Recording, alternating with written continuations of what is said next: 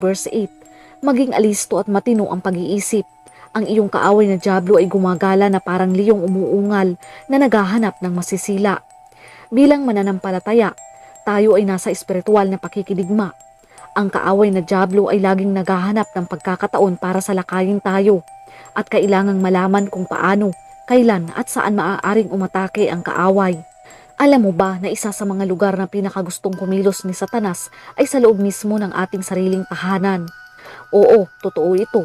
Ang tahanan natin ay madalas na ating kanlungan, ngunit ito ay sinasamantala ni Satanas dahil ito ay karaniwan kung saan tayo nakatira kasama ang mahal natin sa buhay. Dito natin na ibabalik ang ating lakas upang harapin ang mga hamon sa pang-araw-araw na buhay. Ngunit ang nakakaakit ng atensyon ni Satanas ay hindi sa ari-arian mismo dahil wala siyang pakialam kahit malaki man o maliit ang iyong tahanan.